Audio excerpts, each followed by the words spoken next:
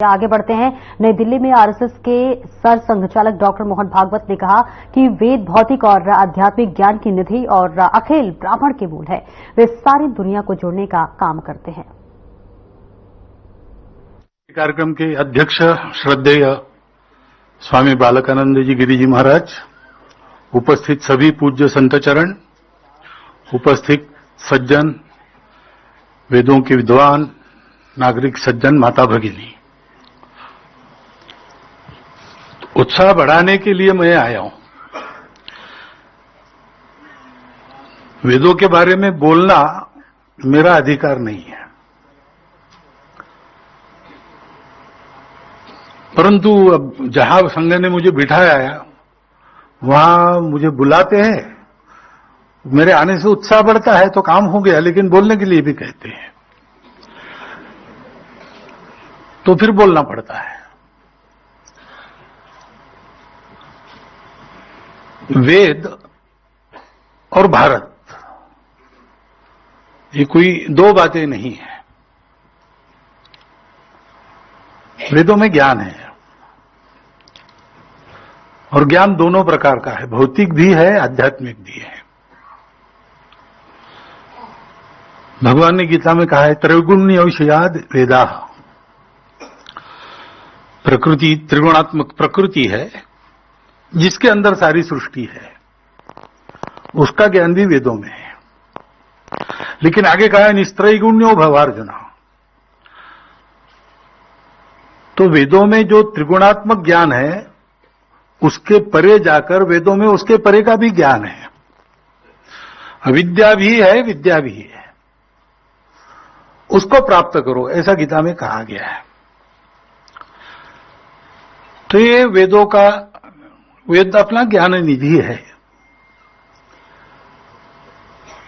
और ये वेद हम जानते हैं कि ये लिखे नहीं गए, ये सोचे नहीं गए, ये देखे गए। मंत्र दृष्टा थे ऋषि, उन्होंने ये सब देखा। तो प्रश्न मन में आता है कि ये ऐसे मंत्र पुस्तकों के पन्ने आते हैं क्या सामने?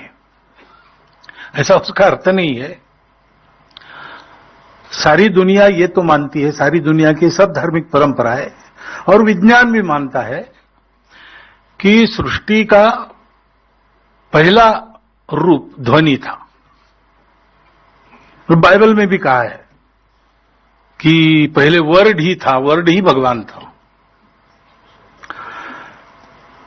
तो पहली हलचल जो हुई, निष्पन्द ब्रह्म व्यक्त ब्रह्म हुआ, व्यक्त ब्रह्म में आया, तो उसकी हलचल हुई और हलचल से ध्वनि उत्पन्न होती है। तो सारी दुनिया ये ध्वनियों की बनी है, जिसको अपने आप परंपरा में शब्द है स्वर, स्वरविद ऋषि ऐसा कहते हैं। इस स्वरों को वो देखते हैं, आंखों से देखना अलग बात है।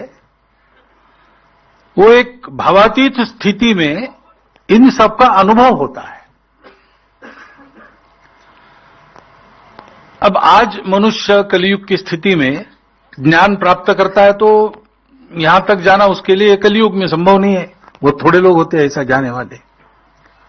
तो वो अपने ज्ञानेंद्रियों से ज्ञान प्राप्त करता है, ज्ञानेंद्रियों को कुछ और जोड़ता है, दूरबीन जोड़ता है, माइक्रोस्कोप जोड़ता है, उसके आधार पर जितना दिखता है उतना ज्ञान प्राप्त करता है। ये दोनों प्रकार है ज्ञान प्राप्त करने के।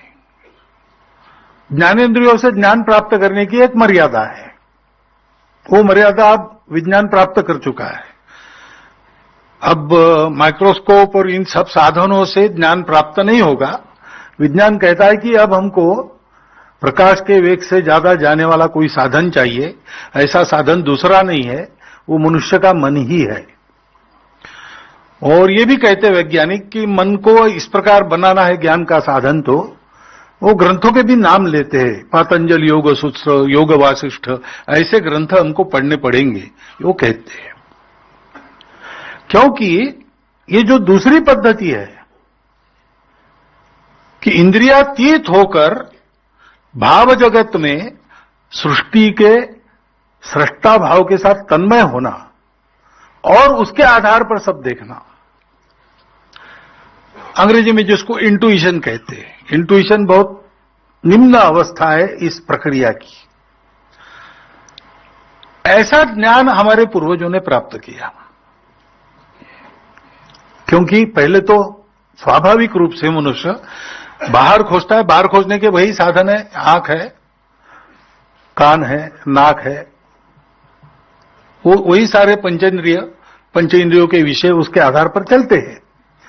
सारी दुनिया ऐसे ही कर रही थी सुख के खोज में, लेकिन जब उसमें सुख मिलता नहीं, शाश्वत कोई बात मिलती नहीं, टिकने वाली कोई बात मिलती नहीं है, ऐसा जब प्रतीत हुआ तो बाकी दुनिया में लोगों ने खोजना बंद कर दिया, ये समझ के कि ऐसी कोई चीज है ही नहीं है, कोई शाश्वत सुख वगैरह नहीं है, सृष्टि नाशवान है, सुख के साधन कम है, खाने वाले बहुत ज्यादा है, इसलिए स्पर्धा है, आपस में लड़ो मरो लेकिन सुख से जियो, सुख प्राप्त करने की क्षमता बढ़ाओ और सुख प्राप्त करने के लिए जो समय भगवान ने दिया है उसको बढ़ाओ, ज्यादा जियो और ज्यादा उपभोग करो, यही जीवन है, उसके लिए शक्ति की आवश्यकता है।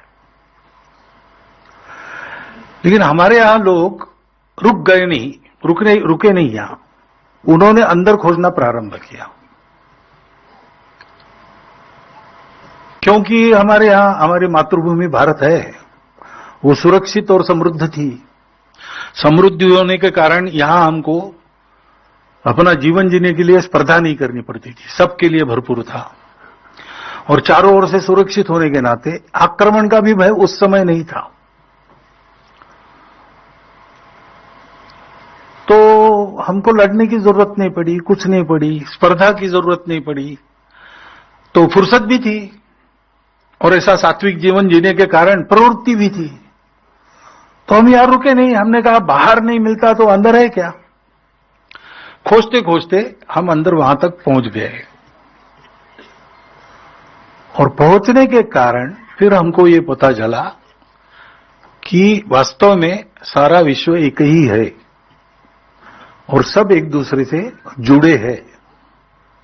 ये जो अलगाव है, जो अलग अलग हम दिखते हैं, एक दूसरे को देखते हैं, एक दूसरे के साथ व्यवहार करते हैं, अच्छा व्यवहार करते हैं, बुरा व्यवहार करते हैं, पुण्य पाप की लड़ाई होती है, सारा जो होता है वो क्षणिक है और एक हद तक वो सही है, उसके बाद वो गलत है, यानी वो नहीं है।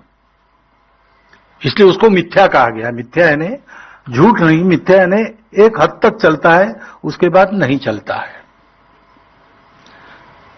मेरी भूख है तो मुझे खाना पड़ता है, आपकी भूख है तो आपको खाना पड़ता है, ये एक हद तक चलता है।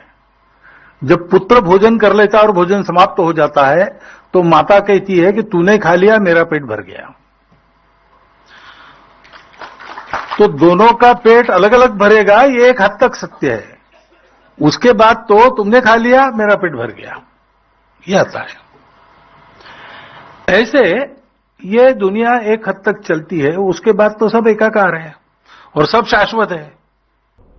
और आप सुन रहे थे आरएसएस प्रमुख मोहन भागवत को, जिन्होंने वेद पर चर्चा की और इसी के साथ साथ वेद के महत्व की भी बताया कि किस तरह से सृष्टि में जो भी काम होता है वो सब वेदों पर आधारित होता है। तो वेदों की रचना करते हुए और वेदों की व्याख्या करते हुए आरएसएस प्रमुख मोहन भागवत कहते हुए नजर आ रहे थे।